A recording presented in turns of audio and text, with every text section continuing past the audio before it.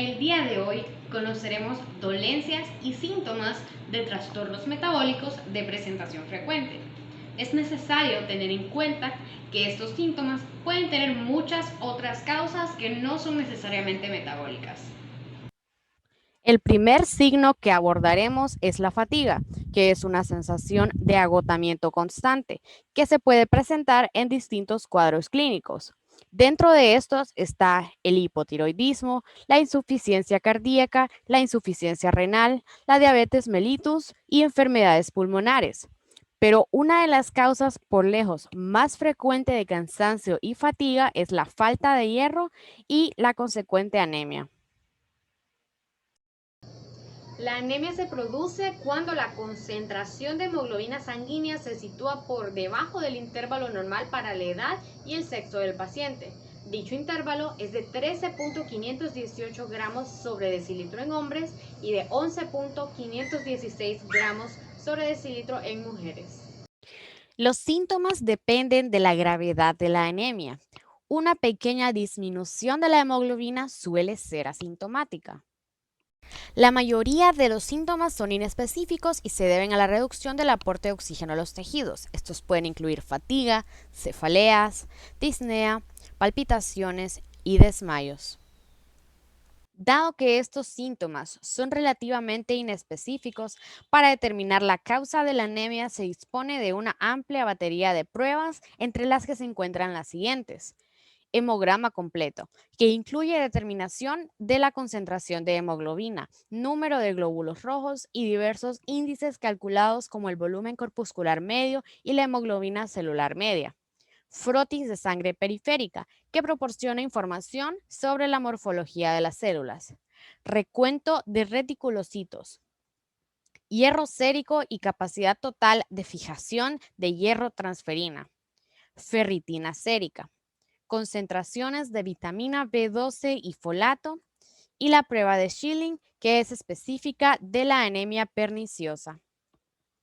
Hay distintos tipos de anemia, dependiendo del cambio que haya en el volumen corpuscular medio de los eritrocitos. Mencionaremos tres tipos con sus respectivos subtipos. La anemia microcítica es un fenómeno en el que el volumen corpuscular medio de los eritrocitos es menor a 75 femtolitros y se puede dar por las siguientes causas. Carencia de hierro, en la que hay una disminución de la producción de grupo hemo y eritrocitos. Otra de sus causas puede ser intoxicación por plomo, ya que el plomo inhibe tres enzimas que intervienen en la síntesis del grupo hemo. Otra causa de la anemia microcítica es la carencia de vitamina C, ya que esta es necesaria para la absorción del ion ferroso.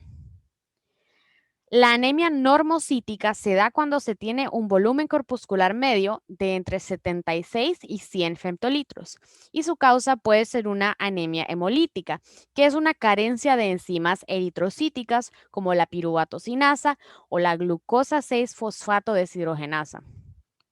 La anemia macrolítica se da cuando se tiene un volumen corpuscular medio mayor a 100 femtolitros y puede ser causada por anemia perniciosa, que es un trastorno autoinmune en el que los anticuerpos contra los factores intrínsecos evitan la absorción de la vitamina B12 en el hilo terminal, con la consiguiente carencia de vitamina B12.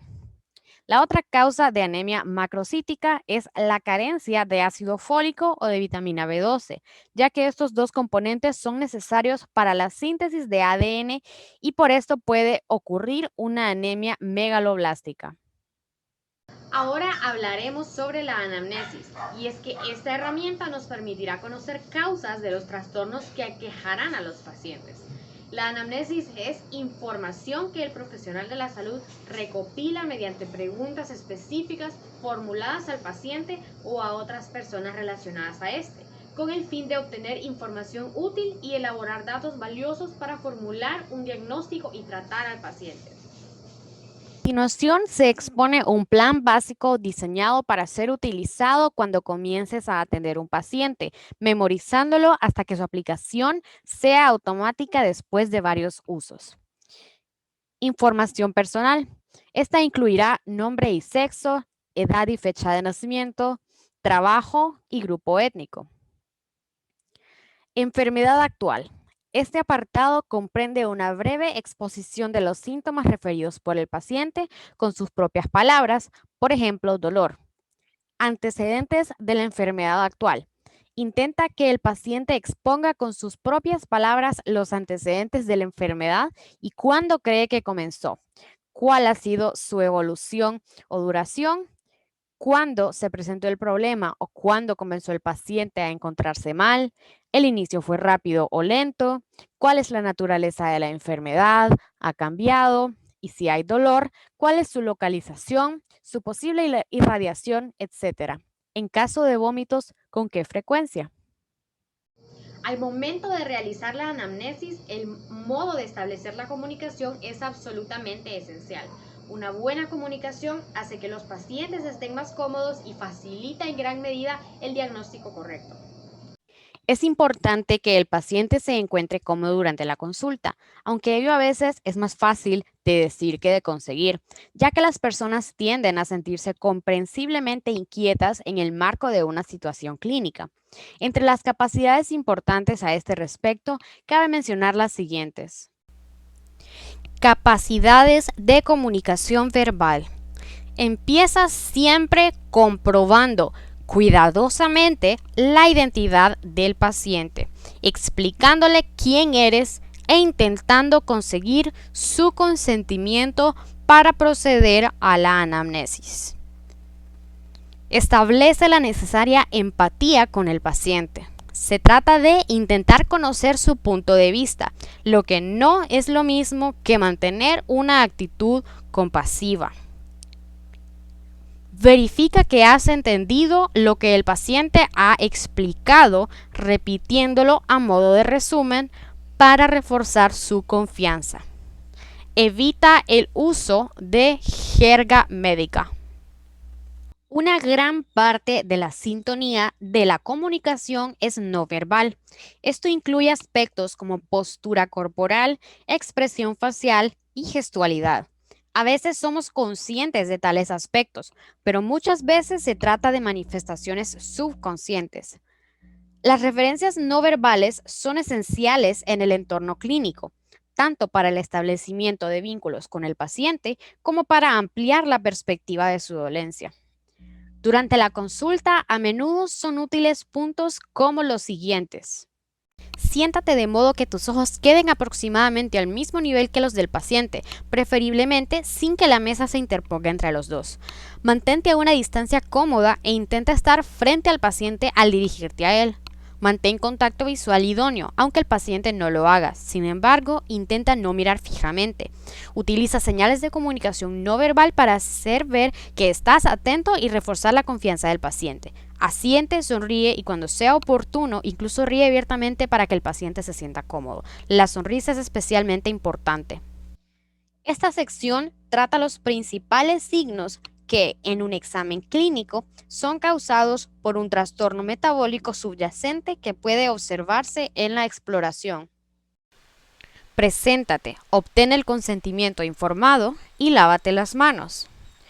Posiciona y expone al paciente, inclinado 45 grados para la exploración respiratoria y cardiovascular y tumbado a 180 grados del apéndice sifoides del esternón a la pelvis para las exploraciones abdominales.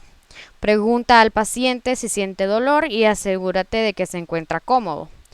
Pasa a la exploración detallada del sistema o área afectados. Agradece al paciente su cooperación y asegúrate de que se encuentra cómodo. En esta sección se analizan ciertos aspectos de la investigación clínica relevantes sobre los trastornos metabólicos. Las principales pruebas empleadas en la práctica diaria para valorar la función metabólica se dividen en pruebas de primera línea, es decir, las más habitualmente requeridas y que a menudo son importantes para la planificación del tratamiento inicial, y pruebas de segunda línea y pruebas especializadas. En todos los estudios de rutina, los resultados no deben interpretarse por separado. Por ejemplo, en el diagnóstico de la anemia, la hematología y la bioquímica clínica forman ambas parte de la valoración global del paciente. La prueba hematológica de primera línea más sencilla es el hemograma completo. En él se evalúan el número de eritrocitos, los índices eritrocíticos y los recuentos total y diferencial de leucocitos y plaquetas. Entre las pruebas de segunda línea, cabe citar los estudios de coagulación y la valoración del estado del hierro sérico y las reservas de hierro en la médula ósea. Entre las pruebas de primera línea, cabe citar las de urea y electrolitos, glicemia, pruebas de función hepática y troponina, que es utilizada en el diagnóstico de infarto de miocardio.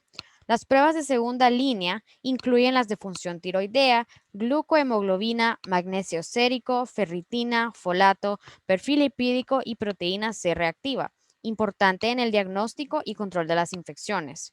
Otras pruebas especializadas son las que miden las concentraciones de vitaminas y oligoelementos, realizadas en pacientes que reciben nutrición parenteral total, y las de diagnóstico específico de alteraciones metabólicas genéticas en pacientes pediátricos. Las mediciones de concentraciones de hormonas en sangre y marcadores tumorales constituyen una parte sustancial de las pruebas bioquímicas especializadas.